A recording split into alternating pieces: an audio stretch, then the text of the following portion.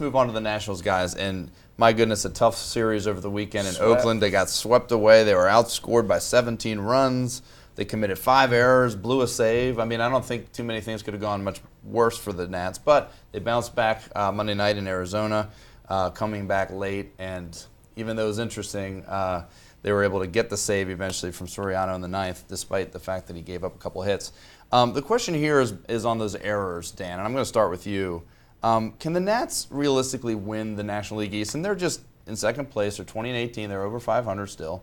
Can they realistically win the division, continuing to be one of the worst fielding teams in the majors? They have the third most errors in the league right now. You know, I could get our guy Neil Greenberg to do historical research on whether any team has done that. I would suspect that they could be one of the worst teams and still win the division. Maybe not the second worst or the worst the way they have been so far.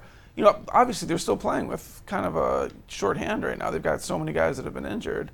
The pitching staff has mostly been healthy, but just so many key contributors on the offense have been gone. And so you sort of have to be perfect in other areas when you're operating at such a weakness, and they clearly haven't at many areas, including the defense. But, you know, like you said, they're still kind of right in there. And before that Oakland series, I think they were in first place in the division. So I don't know that there's anything about the team that I would be panicking about right now, other than they just haven't seemed to be particularly crisp doing anything. But again, it's just so early and it's such a long season, and they're still winning games.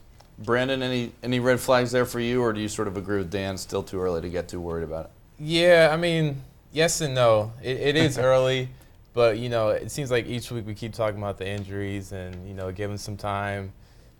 There's only so much time in the season, so yes, there's room for when Harper and Zimmerman and them come back to get better. But, I mean, they're only 15th in hitting.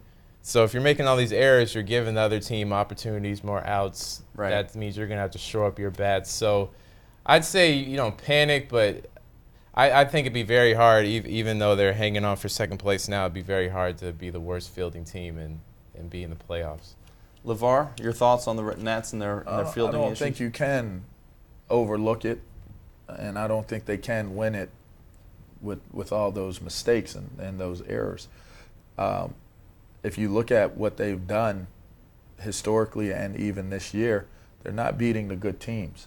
They're not winning the series against competitive teams. Right. And I think that when you talk about the defensive errors that are taking place with this team, you always talk about, even in football terms, you want to win the battle of the turnovers and different things like that.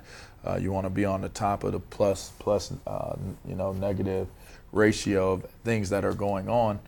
If you're going to be an elite team, those are things that you have to execute at a higher level than what they are right now. So they'll beat the teams that aren't good enough to overcome their pitching staff, or, you know, they may be able to like Brandon said, shore up their bats and be able to get runs. But if you're playing against elite teams, you can't play defense that way and expect to be able to win it. So I can't see them being better than Atlanta to win it if they can't do any better than that. You know, the other thing I was going to say, Matt Williams had such a focus on kind of doing everything correctly, doing all the little things, working harder in spring training. He even had like a defensive consultant. Defensive coordinator, yeah. Defensive coordinator. You know, to me, it sort of goes to show that a lot of that stuff is overrated. Fans are always saying, put him out there earlier before the game, do some extra infield practice. You know, Right. For some of these things, these guys have played thousands and thousands of baseball games in their lives. Either they're the best fielders in the world, or they're like a little bit below that. It seems like the Nats guys are a little bit below that level. Well, and to your point, I did do a little bit of research before, and and last year the Dodgers won the NL West and had the 6th most errors in the league. They had the 23rd best fielding percentage. So you can win a division and be a poor fielding team. Now, as poorly as the Nats are now, maybe not, but they can still. And you know why? Because they're 6th in the majors in ERA.